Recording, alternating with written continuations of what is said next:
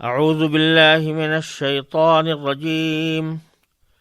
بسم اللہ الرحمن الرحیم وآتوا اليتامى أموالهم ولا تتبدلوا الخبيث بالطيب ولا تأكلوا أموالهم إلى أموالكم إنه كان حوبا كبيرا۔ یہ سورہ نساء کی دوسری آیت ہے اور اس کا ترجمہ یہ ہے کہ اور یتیموں کو ان کے مال دے دو اور اچھے مال کو خراب مال سے تبدیل نہ کرو، اور ان کا مال اپنے مال کے ساتھ ملا کر مت کھاؤ، بے شک یہ بڑا گناہ ہے۔ سورہ نساء کی پہلی آیت میں اللہ تبارک و تعالی نے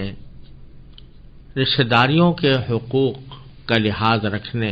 اور اس کے بارے میں اللہ تعالی سے ڈرنے کی تاکید فرمائی تھی۔ اب آگے سورہ نساء میں مختلف رشتوں کے بارے میں جو حقوق انسان کے اوپر عائد ہوتے ہیں ان کا ذکر فرمایا ہے، اور ان میں سب سے پہلے ذکر فرمایا ہے یتیموں کے حقوق کا، کہ یتیموں کے جو حقوق ہیں ان کا لحاظ رکھنا بڑا ضروری ہے۔ ہوتا یہ ہے کہ کسی مرنے والے کے بچے جب یتیم ہو جاتے ہیں تو ان کے باپ کی میراث میں ان کا بھی حصہ ہوتا ہے، مگر ان کی کم عمری کی وجہ سے وہ مال ان کے سپرد نہیں کیا جاتا، بلکہ ان کے سرپرست، مثلا اگر دادا زندہ ہے تو دادا، اگر بھائی ہے تو بھائی، چچا ہے تو چچا، یہ لوگ اسے بچوں کے بالغ ہونے تک اس کا مال اپنے پاس امانت کے طور پر رکھتے ہیں۔ وہ مال اسی یتیم بچے کا ہوتا ہے اس لیے کہ اس نے اپنے باپ سے میراث میں پایا ہے، لیکن اگر اس نابالغ بچے کو دے دیا جائے تو وہ اس کی صحیح حفاظت بھی نہ کر سکے، اس کو صحیح استعمال بھی نہ کر سکے، اس لیے شریعت نے اس کے سرپرست کو یہ تاکید فرمائی ہے کہ وہ اس کا مال اپنے پاس امانت اور دیانتداری سے رکھے، اور جب بچہ بالغ ہو جائے، بالغ ہونے کے بعد اس کے اندر اتنی سمجھ بوجھ آ جائے کہ وہ اپنے مال کی حفاظت کر سکتا ہو اور اس کو صحیح استعمال کر سکتا ہو تو اس وقت اس کو دیا جائے۔ تو یہاں اسی کا ذکر ہے کہ جب ایسے لوگوں نے سرپرست کے طور پر یتیموں کا مال اپنے پاس رکھا ہوا ہو تو ان کو 3 ہدایت دی گئی ہے۔ پہلی ہدایت تو یہ ہے کہ وَآتُوا الْيَتَامَىٰ أَمْوَالَهُمْ، یعنی یتیموں کو ان کا مال ان کے حوالے کر دو، ان کو دے دو، اور مراد آگے جیسے آگے آیتوں میں آنے والا ہے کہ جب وہ بالغ بھی ہو جائیں، ان کے اندر سمجھ بوجھ بھی پیدا ہو جائے تو اس وقت ان کے مال دے دو۔ ایک تو مطلب اس کا یہ ہے۔ دوسرا مطلب اس کا یہ بھی ہے کہ ان کو مال دے دو کا مطلب یہ ہے کہ ان کی خوراک پر، ان کے ذاتی اخراجات پر اس کو خرچ کرو، انہی کو دو،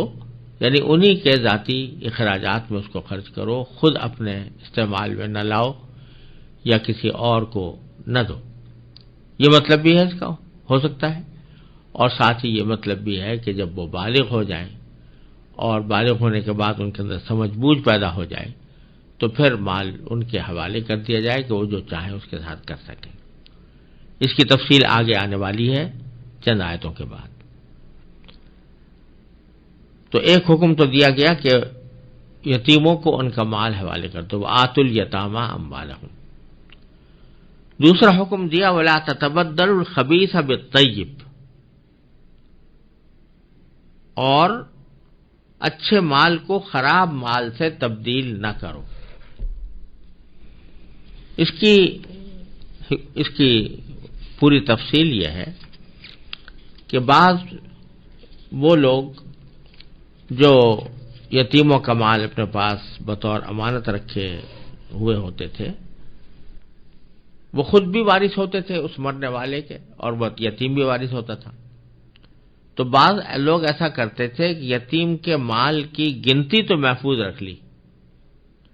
مگر اس میں جو چیز اچھی نظر آئی وہ خود اپنے حصے میں لے لی اور اس کی جگہ اپنی خراب چیز رکھ دی۔ مثلا اگر کسی نے جانور چھوڑے ہیں، بکریاں چھوڑی ہیں، تو اچھی بکری اس کے مرنے والے کی تھی، وہ بچے کے، یتیم بچے کی میراث میں آئی، اس کے ترکے میں حاصل ہوئی اس کو، تو اس کے بدلے میں لاغر بیمار بکری اس کے مال میں لگا دی اور اچھی بکری خود رکھ لی۔ یا اس زمانے میں جو سونے چاندی کے سکے چلتے تھے تو اس میں کچھ اچھی چاندی کے سکے ہوتے تھے، ان کی قیمت زیادہ ہوتی تھی، کچھ گھٹیا چاندی کے ہوتے تھے تو اس کی قیمت کم ہوتی تھی، تو کم قیمت والا والے سکے اس کے حق میں اس کے پاس رکھ دیے اور اچھی قیمت والے اپنے حصے میں لے لی۔ تو یہ بھی چونکہ یتیم کے مال میں خیانت ہے، اور کسی شخص کا نفس یہ حیلہ تراش سکتا تھا کہ ہم نے تو گنتی پوری دی ہے، یتیم کو جتنا مال تھا اتنا اسی کو رکھا ہے، لیکن ہم نے صرف بدل لیا ہے۔ تو قرآن کریم میں صراحتاً اس کی ممانعت فرما دی، اور اسی ممانعت میں جس طرح یہ داخل ہے کہ خود اپنی خراب چیز دے کر اچھی چیز لے، اسی طرح یہ بھی داخل ہے کہ کسی دوسرے شخص سے تبادلے کا ایسا معاملہ کر لیں جن میں یتیم کا نقصان ہو، یعنی اس کو کسی سے تبادلہ کیا اور اس تبادلے کے اندر اچھی چیز اس کو دے دی اور گھٹیا چیز یتیم کے مال میں لے لی، یہ بھی ناجائز ہے۔ تو دوسرا حکم اس آیت نے یہ دیا۔ تیسرا حکم یہ دیا کہ وَلَا تَأْكُلُوا أَمْوَالَهُمْ إِلَىٰ أَمْوَالِكُمْ، یعنی یتیموں کے مال کو اپنے مال میں ملا کر نہ کھاؤ۔ ظاہر ہے کہ اس کا مقصد تو یتیم کے مال کو ناجائز طور پر کھا جانے کی ممانعت ہے، چاہے اپنے مال میں ملا کر کھائے یا علیحدہ رکھ کر کھائے، لیکن عام طور پر ہوتا یہ تھا کہ یتیموں کا مال کے لوگ اپنے مال میں ملا جلا کر رکھتے تھے، اور بددیانتی چاہے پیش نظر نہ ہو لیکن اپنی سہولت کی خاطر یہ کرتے تھے کہ مال اس کا ملا کر رکھ لیا اپنے مال کے ساتھ، اس میں سے خود بھی کھایا، یتیم کو بھی کھلا دیا۔ اب اس میں ہوتا یہ تھا کہ چونکہ یہ حساب نہیں رکھا جاتا تھا کہ کتنا مال یتیم کا خرچ ہوا، کتنا اپنا خرچ ہوا، تو اس سے ایک دیندار متبع شریعت شخص کو یہ دھوکہ ہو سکتا ہے کہ اس میں کوئی گناہ نہیں، کیونکہ میں نے اس کو اپنے مال میں ملا کر رکھا، اس نے بھی کھایا، میں نے بھی کھایا۔ اس لیے خاص طور سے اللہ تعالیٰ نے اس آیت میں اپنے مال کے ساتھ یتیم کے مال کو ملا کر کھانے کی حرمت کا ذکر فرمایا، اور اس پر تنبیہ فرما دی کہ یا تو یتیم کے مال کو بالکل علیحدہ رکھو، اس کا حساب کتاب ہی الگ ہو، مثلا یتیم کو جو کچھ کھلانا پلانا ہے یا اس کا خرچہ دینا ہے وہ اسی مال سے ہو جو علیحدہ رکھا ہوا ہے، تاکہ اس میں کسی زیادتی کا خطرہ ہی نہ رہے، یا پھر ملا کر رکھو، یعنی اپنے مال کے ساتھ اس کے مال کو ملا دیا تو پھر اس کا حساب رکھنا بھی ضروری ہے، یعنی یہ پتہ چلے کہ میں نے یتیم کا کتنا مال اپنے مال کے ساتھ ملا کر رکھا ہے، وہ کہیں لکھا ہوا ہو، اور اس میں سے جتنا خرچ ہوتا جائے یتیم کی مصلحت کی خاطر، یتیم کے کام کے لیے، تو اس میں حساب موجود ہو، جس میں یہ یقین ہو جائے کہ یتیم کا مال اپنے ذاتی خرچ میں نہیں آیا۔ اور سورہ بقرہ کی آیت میں اللہ تعالیٰ نے فرمایا واللہ یعلم المفسد من المصلح، وہ بھی یتیموں ہی کے سیاق میں فرمایا تھا کہ اللہ تعالیٰ خوب جانتے ہیں کہ کون فساد کی نیت سے کام کر رہا ہے اور کون اصلاح کی نیت سے کر رہا ہے۔ تو اگر کسی کے دل میں اصلاح کی نیت ہے اور مقصد یہ ہے کہ علیحدہ بالکل اگر پیسے الگ رکھے جائیں اور سب اسی سے خرچ کیا جائے، تو اس میں بعض اوقات طول عمل ہونے کا اندیشہ ہے، اس طول عمل سے بچنے کے لیے اگر کسی نے اپنے مال کے ساتھ یتیم کا مال ملا کر رکھ بھی لیا تو فی نفسی اتنی حد تک کوئی گناہ نہیں ہے،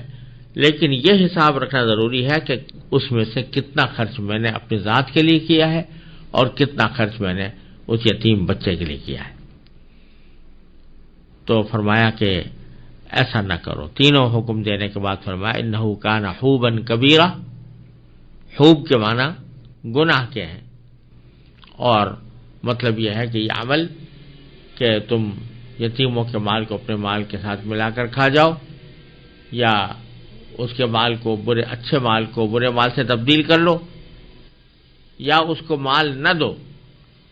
تینوں کام جو ہیں یہ بڑی گناہ کے کام ہیں، اور ان سے تمہیں بچنا ضروری ہے۔